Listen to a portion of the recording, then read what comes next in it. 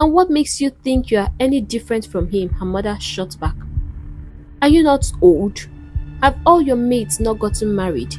Look, you don't have the time to start selecting and choosing husbands. I expected you to jump up with excitement when you saw her. What were you expecting? A young, handsome man? Ochindo burst into laughter. You must think so highly of yourself.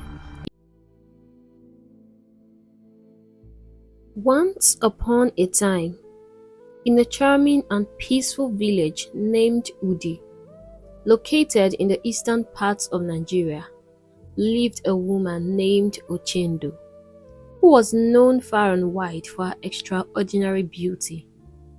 Ochendo's beauty was so captivating that anyone who saw her couldn't help but keep looking at her. Every man in the village dreamed of marrying her the moment she was ripe for marriage. Each day, suitors would come to her house, bringing gifts and hoping to win her heart. Ochendo was like a precious prize that everyone desired. Among all these admirers, Ochendo fell in love with a very handsome trader in the village named Chude. Chude was overjoyed that Ochendo chose him out of all the other men. He felt so proud and would often boast about his good fortune to his friends whenever they gathered at the palm wine joint. He was so enchanted by Ochendo's beauty that he didn't even stop to consider whether she would make a good mother for their future children. Luckily, the gods were kind to them and they had no trouble having children. Ochendo and Chude were blessed with 6 daughters. These girls, except for one, became the talk of the whole town. They were stunningly beautiful, with radiant skin that reminded everyone of their mother. The villagers would often marvel at how much the girls looked like Ochendo and talk about how lucky Chude was to have such a beautiful family. Chude had no sons, but this did not trouble him in the least. Just looking at his daughters brought him immense joy. He loved how the villagers would always compliment him on his beautiful girls. Whenever he brought any of his daughters to his store to help sell goods for the day, he would always make lots of sales because people loved to come and see his beautiful children. However, there was one daughter who did not share the same striking beauty as her sisters. Her name was Ifoma. She wasn't as shiny and outgoing as her other sisters. The villagers often said that Ifoma looked just like her grandmother on her father's side, who was known to be very unattractive and antisocial. This comparison led to Ifoma being treated differently by her siblings and even by her mother, who usually called her Mbeke, a word often used to describe a timid person. Although she was only the third born, she ended up doing more chores than anyone else in the house, as she couldn't say no and was always trying her best to be on everyone's good book. Her mother didn't make it any easier, as she would always find an excuse to make her do all the work, claiming that her sisters needed to practice for one village dance or another. Her sisters were excellent dancers, and during village festivals, they would entertain everyone with their graceful moves. Their beauty added even more charm to their performances, making them a delight to watch. Feeling sad and alone, Ifeoma would carry her basket and hoe and head to the farm. She often wished she could be as beautiful and clever as her sisters and enjoy the fun and admiration they received. It seemed like she didn't exist when everyone was around. The only time people remembered her was when there was a chore to be done or an errand to run. Her sisters were ashamed of her and rarely introduced her as their sibling. They felt embarrassed because she wasn't like them. Once, they even asked her to pretend she was their maid, which hurt Ifeoma deeply. Despite her sadness, she always did what her sisters asked, hoping to make them happy. Ifeoma's father Chude loved her very much, but he was often away at the market and didn't see how she was treated at home. When she finished her chores, she would visit her grandmother, who was the only person that made her feel loved and wanted. Her grandmother was a dressmaker and would teach Ifeoma how to create beautiful dresses. She adored Ifeoma because people said Ifeoma looked like her, and also because Ifeoma was the only grandchild who spent time with her. They enjoyed each other's company and loved being together. The time Ifeoma spent with her grandmother was the happiest part of her day. It was during these moments that she felt loved and valued. Ifeoma's grandmother would always remind her of her worth and shower her with affection, making her feel special despite how others treated her. When Ifeoma's grandmother died, Ifeoma cried more than she had ever done in her entire life.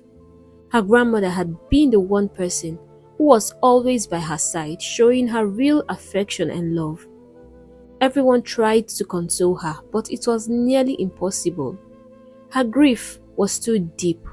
She wondered who she would now talk to about her worries, who she would laugh with. Her heart ached terribly, and she felt an immense emptiness. To feel close to her grandmother, Ifeoma embraced sewing with great passion. Sewing made her feel like her grandmother was still with her every single day. As the years passed, Ochendo's daughters grew even more beautiful. Their beauty was so striking that people couldn't help but stare at them whenever they walked by. Everything about them seemed perfect, from their radiant skin to their graceful manners. The entire village couldn't stop talking about how stunning Ochendo's daughters were. Every man in the village dreamed of marrying one of them. Chude's house soon became as busy as the market square, always bursting with activities. Suitors came and went, bringing many gifts, all hoping to win the hearts of one of Ochendo's beautiful daughters. The daughters got married one after the other, each suitor eager to have such a beautiful wife. In the midst of all this, Ifeoma had a different role. She was in charge of entertaining her sister's guests and making the beautiful clothes her sisters wore for their weddings. No man looked at her or considered marrying her. Despite her grandmother's saying, "Okwa rogeya oda," meaning at the appointed time what will be will be, Ifeoma didn't expect that her time would come. She believed she wasn't as beautiful or as clever as her sisters and didn't think she deserved the same attention. Despite this, Ifeoma poured her heart into her sewing, every stitch reminding her of her grandmother's love and care. She found a way to keep her grandmother's memory alive through her work. Ifeoma's talents grew and she became known for making the most beautiful dresses. Her skill was unmatched, even if her beauty was not the same as her sister's. Young men would pass Ifeoma daily as she went about her chores, either when she was heading for the market, fetching water from the stream, or gathering firewood in the forest. Yet, none of them paid her any special attention. Accepting her fate, Ifeoma decided to find joy in the small things that mattered to her. Soon, all her sisters got married, leaving her alone at home. This was when life became even harder for Ifeoma. Her mother, filled with disappointment and frustrations, would always hurl insults and harsh words at her. "Just look at you," her mother would say. "Your mates are getting married, but all you do is eat and bring no value to this family. You are useless to me." No matter how hard Ifeoma tried, nothing she did ever pleased her mother. Whenever her mother received gifts from her in-laws, she would sing the praises of her daughters who were married, especially when she was sure Ifeoma could hear her. "These ones are my own children, and they have always made me proud and happy. Unlike this unfortunate old woman that has refused to marry," she would hiss. One day, while Ifeoma was eating, her mother returned from the market. Ifeoma greeted her. but her mother didn't respond. Instead, she began to scold Ifeoma harshly. Your mates are in their husband's house, cooking and enjoying what their husbands provide, but you have decided to make my life miserable. Because of you, Mama Emeka insulted me today, saying that my daughter is at home growing old. If you don't find a man for yourself, Ifeoma, I swear by the gods, I will make this house hellish for you. But Mama, Ifeoma cried, it's not my fault that I'm not married, and besides, I'm not the one who gives husbands. I've said my own. If you know how others got their own husbands, then do what they did. I won't allow you to bring shame to this family. This is my husband's house, Ifeoma. Go to your own. That night, Ifeoma cried until she had no more tears left. She couldn't understand why her mother hated her so much, or where she was supposed to find a husband when no man even looked her way. As she sat there sobbing, she felt a gentle hand on her shoulder. She looked up and saw her father standing there. Ifeoma, he called softly. I understand your pain, and I hear all your mother says to you, but I want you to ignore her words. Don't let them get to you, and don't let her pressure you into making wrong decisions. I love you, and I believe you will smile one day. See, your Prince Charming is somewhere waiting for you. But Papa, when? She cried. What she says is true. All my sisters are married. My friends are getting married, and no man has ever asked for my hand in marriage. I don't even know if they ever see me at all. I'm not getting any younger, she wept.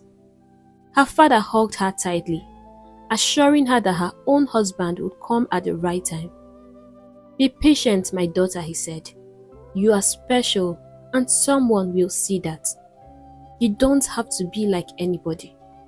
You just have to be yourself, and you are so perfect in my eyes. When your husband comes, he will see how precious you are. Ifeoma drew strength from her father's love and support. She tried to ignore her mother's hurtful words, but it was difficult as they seemed to get worse each day.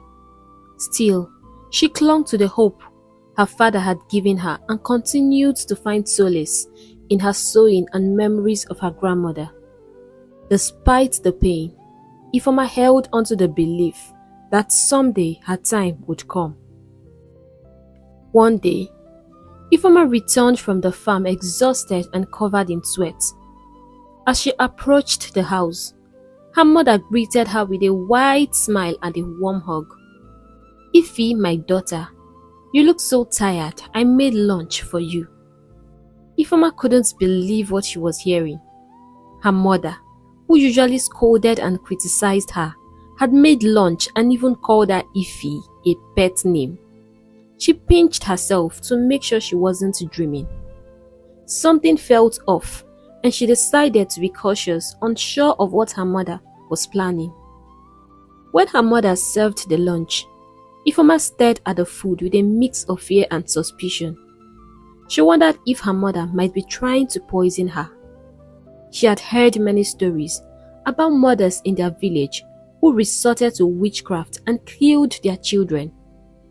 As she stirred the food idly, trying to make sense of her mother's sudden change in behavior, she couldn't shake off her unease. Later that night, her mother called her outside. Ify, my daughter, God has finally answered our prayers, she said with a mysterious smile. Ifeoma stared at her, utterly confused. Mama Emeka thinks she can shame me, telling me that my daughter is not married. But God has put an end to our disgrace. I know you are confused, but you will understand soon, she continued. We are expecting a guest tomorrow. They are coming to ask for your hand in marriage. Finally, you get to marry. A smile slowly spread across Ifeoma's face. She was finally going to get married. That explained her mother's sudden kindness. Her mother couldn't wait to get rid of her, and Ifeoma was more than ready to escape her mother's harsh treatment and find peace in her own home. That night, Ifeoma could hardly contain her excitement. She couldn't wait for morning to come. She spent the night daydreaming about her future husband. She imagined him as tall, slim, dark-skinned, hoping he would just be as she pictured. She visualized his handsome face until she finally drifted off to sleep. The next morning, Ifeoma woke up early, eager to finish her chores before her suitors arrived. To her surprise, her mother was helping her with the housework. Her mother's sudden change in behavior was startling, but Ifeoma hoped it meant good things were coming. Once everything was ready, Ifeoma dressed up and sat down waiting for her suitors. Soon she heard voices outside. Her father was already talking to them and her mother came inside to call her. "Ifeoma, your suitors are here. Please come and greet them." Her heart began to beat fast, but at the same time she was excited to get married. But when she came out, everything changed for her. She had never felt such surge of anger before. As she tightened her fist, her heart racing with speed of light, she didn't even know if what angered her the most was the fact that one for her husband-to-be was a 70-year-old man who had already married 7 wives, or that he was sitting on a wheelchair. Apparently, he wanted a nanny and not a wife. All her hopes were shattered. Was this how low her mother thought of her? She had always known her mother disliked her, but not to this extent.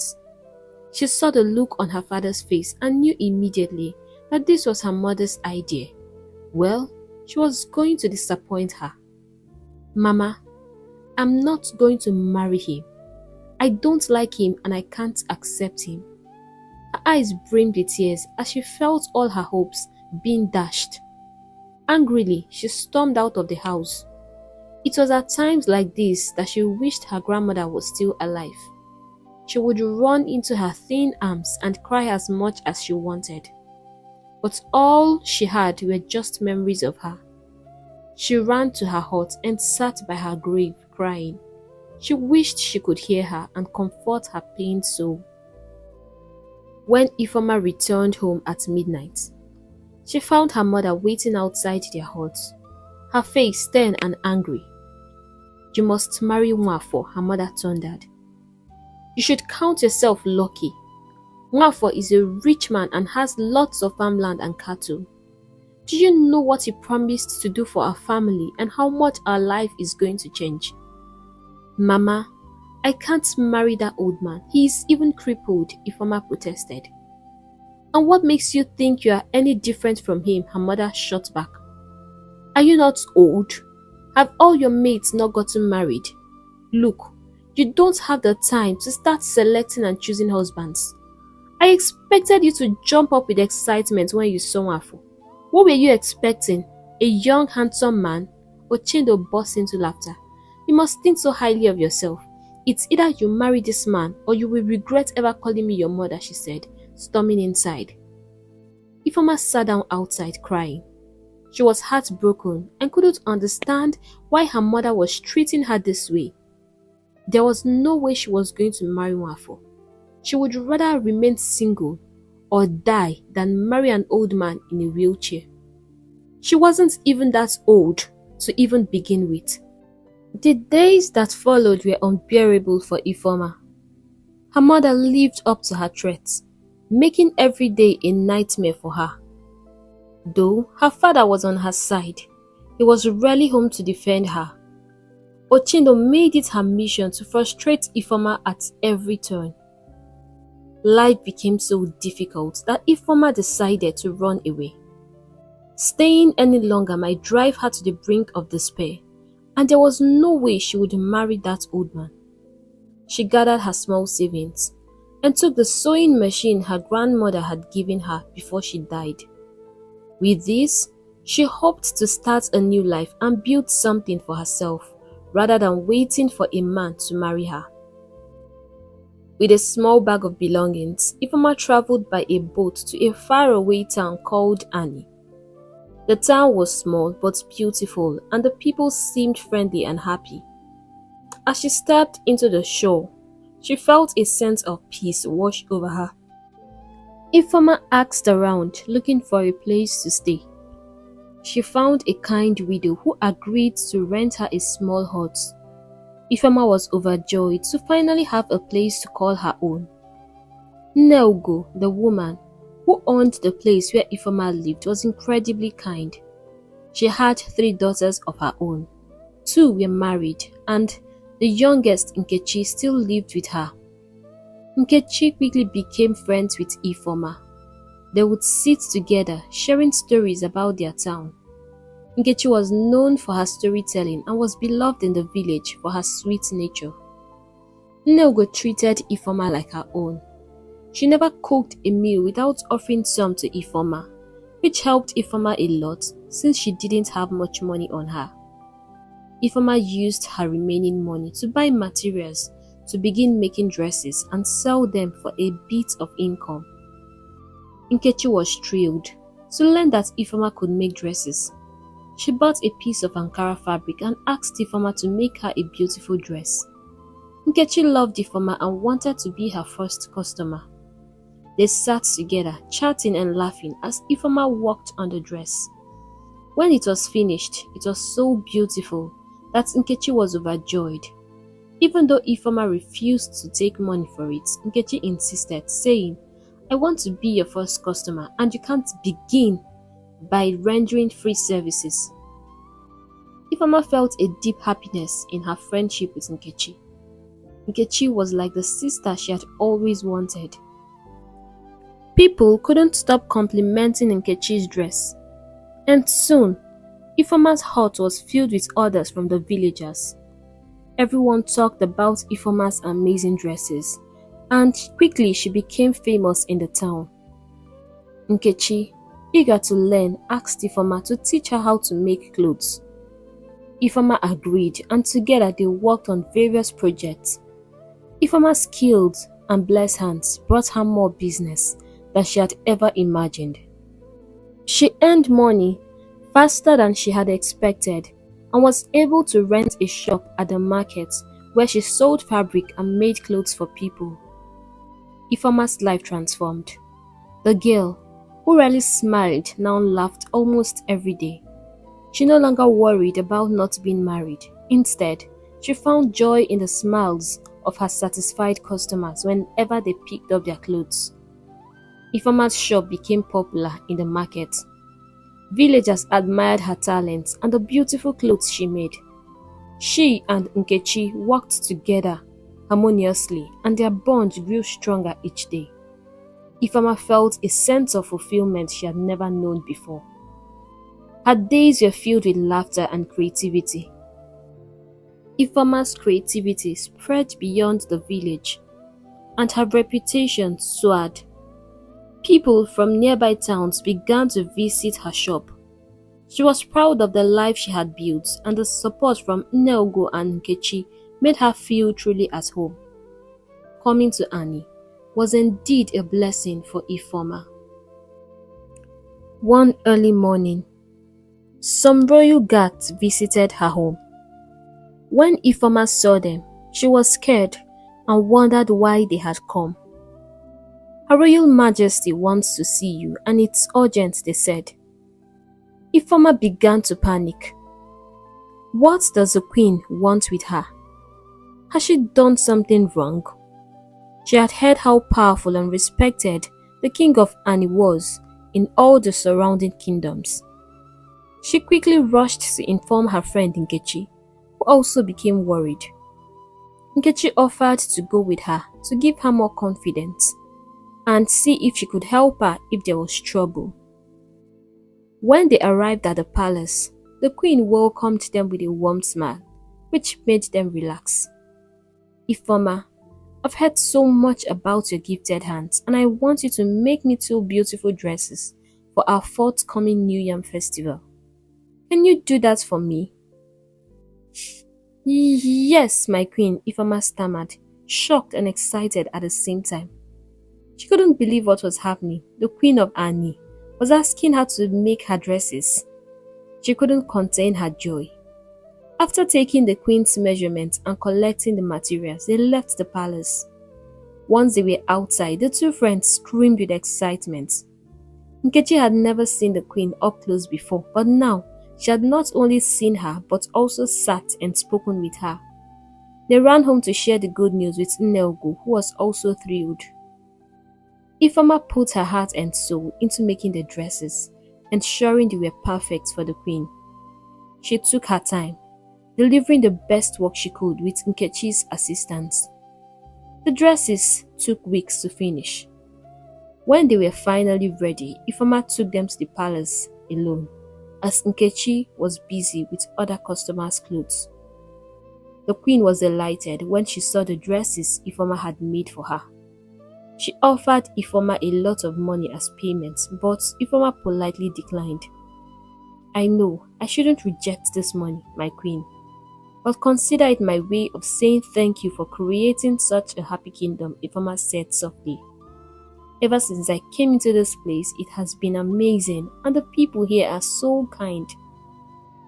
It wouldn't be possible if you and the king had not worked hard to make sure they had an enabling environment." The queen was very pleased with Ifeoma's humility and wisdom. She could easily see how kind and gentle Ifeoma was. Her smile was also beautiful, and the queen couldn't stop smiling back. "Tell me about yourself, young lady. I like you a lot. You seem interesting," the queen said. Ifeoma was excited as she shared that she was from Udi. The queen's eyes lit up with recognition. "My mother was also from Udi, and she was a very nice woman," the queen said. "God bless her memory. She grew up in Ani because business was good here, and that's how she met my father." They chatted and laughed for a while as the queen was eager to learn more about Udi and their culture. She enjoyed Ifeoma's company and invited her to the palace again, asking her to also come alone next time. Ifeoma felt honored and happy knowing she had made a friend in the queen. As Ifeoma walked back home, she couldn't help but feel a sense of accomplishment. Her life in Ani was turning out to be more wonderful and interesting than she had ever imagined. The support and love from her new friends, the success of her dressmaking, and a new connection with the queen made her feel truly blessed. Ifeoma knew that her future was bright and full of endless possibilities. On the day Ifeoma visited the palace, as she and the queen had agreed, she was welcomed warmly as usual. Ifeoma had grown to love the queen very much. She was friendly and humble. The queen, however, seemed unusually serious.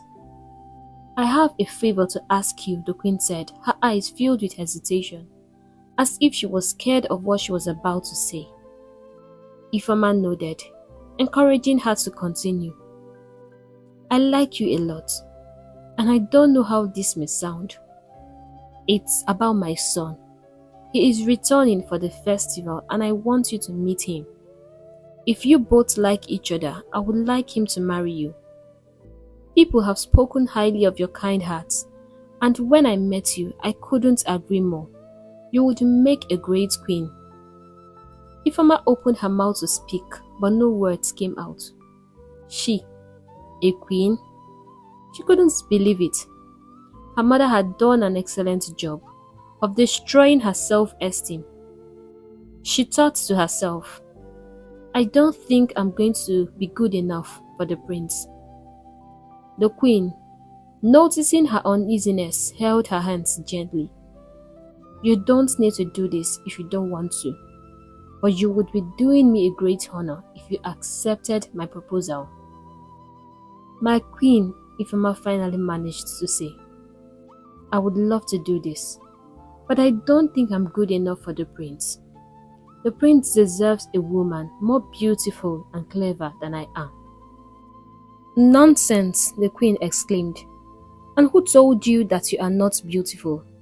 Have you seen yourself smile? Have you noticed the sparkle in your eyes? Beauty is not just about looks. It would be a great honor, I repeat, for any man to have you as his wife, including my son, the prince. The queen then brought out a very costly piece of clothes. I want you to make a beautiful dress for yourself with this. I can't wait for you to meet the prince. Ifeoma left the palace feeling a mix of emotions, but mostly fear. What if the prince saw her and didn't like her? What if he hated her? What if what her mother had said were true? There were so many what ifs running through her mind. She shared her conversation with the queen with her friend Nkechi, who was overjoyed for her. When you get married to the prince, I will visit the palace every day to see my friend, Nkechi boasted happily. But then she noticed that Ifeoma was not happy. Why are you not happy? Nkechi asked. Aren't you supposed to be excited? All the maidens in this kingdom will be thrilled to have this opportunity. She encouraged her friend with excitement. Ifeoma sighed deeply. I don't want to be embarrassed. If it were a farmer, a fisherman, or even a hunter, I would be very happy. But a prince, one who lived abroad, I'm not going to allow myself to be disgraced in this manner. Nkechi laughed. All I know is that we are going straight to the palace, and the prince will have no option but to fall in love with you. Believe me, Ifeoma, you are beautiful and your heart is the most beautiful thing I know. It was good to know that her friend and the queen thought she was beautiful, but neither of them were going to marry her. Ifeoma had been hurt too many times and couldn't bear another disappointment. She tossed the expensive clothes the queen had given her aside and focused on other things. Despite her doubts, the queen's word lingered in her mind. What if she really was beautiful and worthy? The thought gnawed at her as she went about her daily task. But for now, she chose to push those thoughts away and concentrate on the work that gave her joy and purpose. Nkechi noticed Ifeoma's mood and decided to stop talking about the queen's proposal. Weeks passed, and it was just a few days before the festival. The queen sent a message to Ifeoma reminding her about the meeting with her son. I have told him a lot about you and he can't wait to meet you, the note said. That evening, after Nkechi had briefed her mother about the proposal, Mamugo noticed Ifeoma's worry.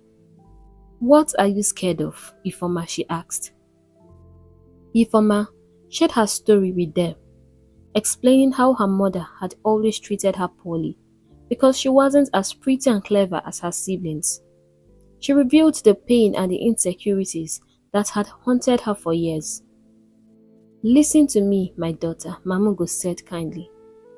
God was molding you for a great destiny, and everything you've gone through was meant to make you strong. Nkechi here is your age mate, but she isn't married. I don't even pressure her because I know her time will come.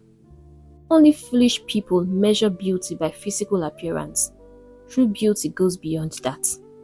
The only beauty that sustains and builds a home is the inner beauty of a woman. Sometimes the best is saved for the last. You will go to that palace and showcase your beauty boldly with your head held high. You are a strong woman and strong women do not fear rejection. Your long-awaited time has come and you will seize this opportunity. Ifeoma realized that she was just scared of the unknown. Mamugo's words lifted her spirits and she was ready to face her fears. But one thing still bothered her. Her dress wasn't ready and there were only 2 days left before the festival. My clothes aren't ready, she said, worried. I wonder if I can meet up with our customers' demands and still get my dress done. The queen will be so upset with me. Nkechi smiled. I have a surprise for you.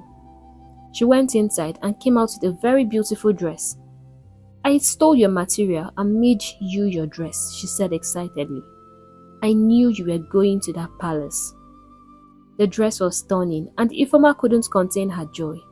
She hugged Nkechi as tears of happiness flowed from her eyes. Nkechi was more than a friend. She was a sister. Ifeoma looked breathtaking in her dress. It fit perfectly, as she marveled at how quickly Nkechi had learned to sew so well. On the day of the festival, the queen sent the royal carriage to bring Ifeoma to the palace, and Nkechi went along to support her.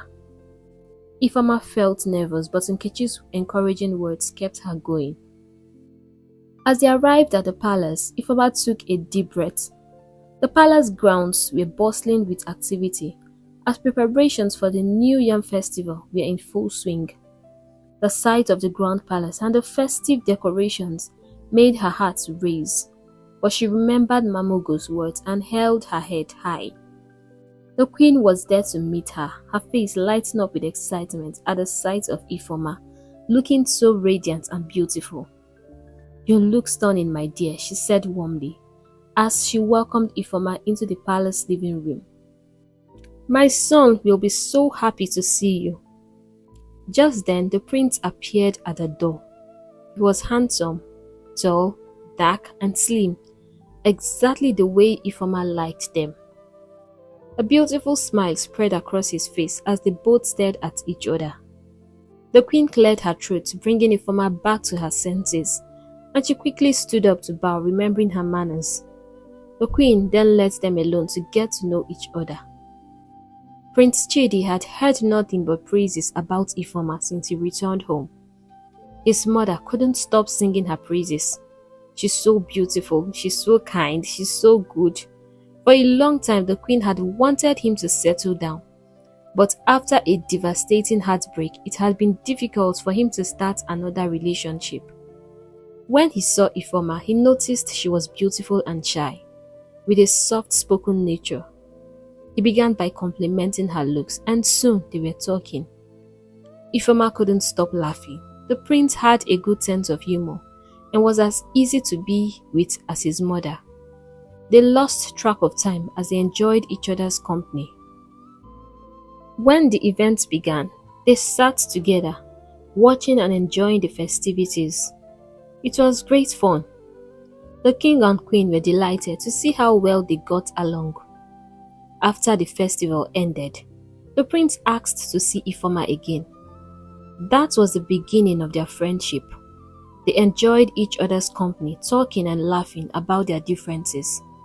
It was clear to everyone that they were in love. The prince loved fishing, and sometimes they spent their evening together, fishing by the river and playing. Ifeoma had never felt such joy before. Nkechi watched their blossoming relationship with excitement.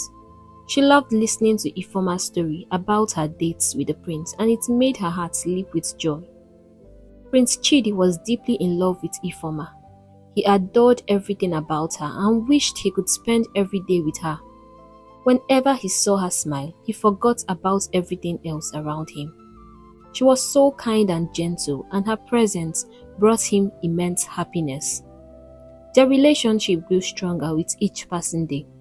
They shared many special moments, from simple walks in the palace gardens to long conversations about their dreams and hopes. Ifeoma's confidence grew, boosted by the love and support of the prince and the queen.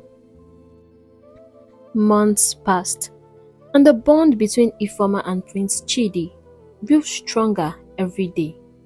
One day, the prince invited Ifeoma to have lunch on a boat with him.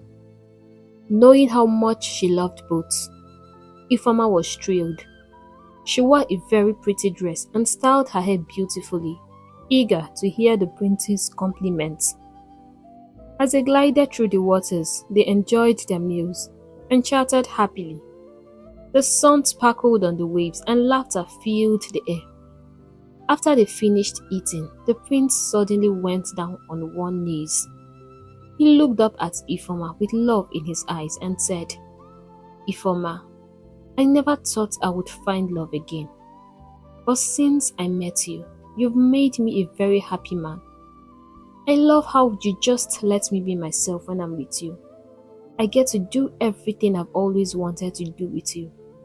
I want us to continue this friendship. But this time, let's do it forever. Will you marry me?" Ifeoma could not believe her ears. Tears of joy rolled down her cheeks as she nodded and said, "Yes, I will marry you." Her heart was overflowing with happiness. She hugged the prince tightly, feeling as if her dreams were finally coming true. The news of their engagement brought immense joy to everyone. The queen and Nkechi were over the moon with happiness. The entire royal household began the marriage preparations immediately. There was excitement and celebration in the air.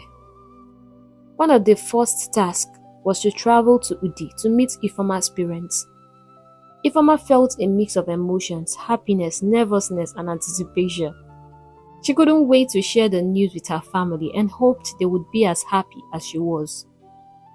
Ochendo was in the kitchen when she saw the royal carriage and horses pull into the compound.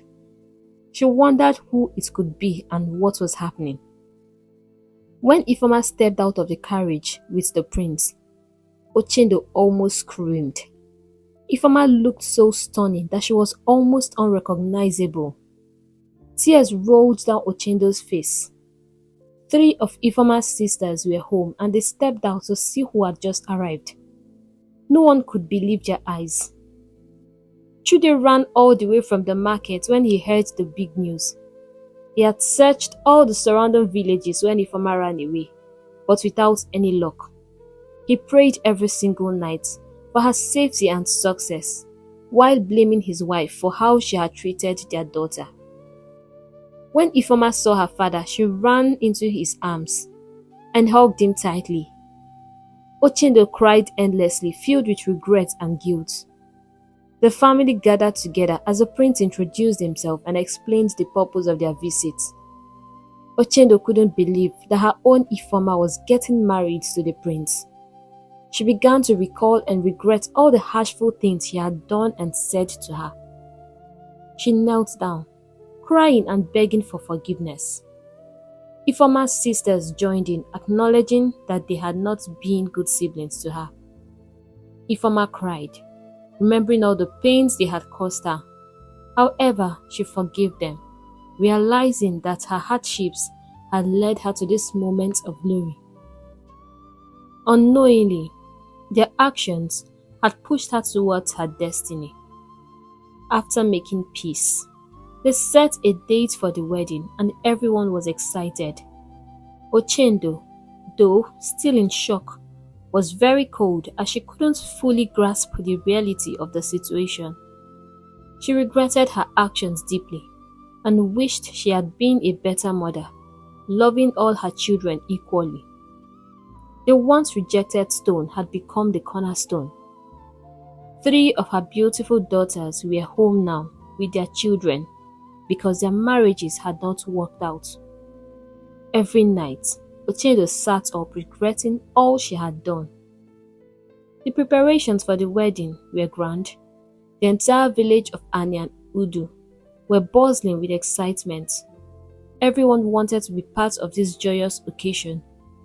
Ifeoma's friends and families came together to celebrate and the bond between the 2 villages grew stronger. On the day of the wedding, Ifeoma looked radiant in her beautiful dress, made by her own skilled hands with a little help from Nkechi. The ceremony was magical, filled with love and happiness. The prince looked at Ifeoma with adoration, knowing he had found his perfect match. Ifeoma felt a sense of peace and fulfillment she had never known before. She had found her place in the world, surrounded by love and acceptance. The girl, who had once been overlooked and undervalued, was now a beloved princess with a future filled with hope and endless possibilities. The celebration lasted for days with music, dancing, and festivities. Ifeoma and the prince were showered with blessings and gifts. Their love story inspired everyone, showing that beauty and worth come from within. Ifeoma became the pillar of her family, shouldering their responsibilities. She ensured that her parents and siblings were well taken care of and lived a good life. Mamugo and Nkechi were not forgotten, as they had played a significant role in Ifeoma's life. Ifeoma considered them family, and her friendship with Nkechi continued to blossom even after they both got married. Everyone had learned their lessons, and they lived happily ever after together. A farmer's journey had been filled with trials, but it had led her to a life of love, fulfillment, and joy. Her kindness and strength had transformed not only her life, but also the lives of those around her. Hey besties, thank you for watching this amazing story, and I hope you enjoyed it as much as I enjoyed making it. I believe you learned a lot of lessons from this story, and I want you to share your lesson in the comment section. Thank you for all your amazing comments and your support. Like, you guys are really the best. You are the best. Thank you. I can't even thank you enough. And if you are yet to subscribe to my channel and you enjoy my stories, don't forget to subscribe and turn on the notification bell so that you get notified whenever we post new stories. Please share our stories to your friends and family so that they can also enjoy and learn beautiful and amazing lessons. Once again, thank you so much. I can't thank you enough for all your love, support, and encouragement. Right now, I'll have to go and see you in our next story. Bye!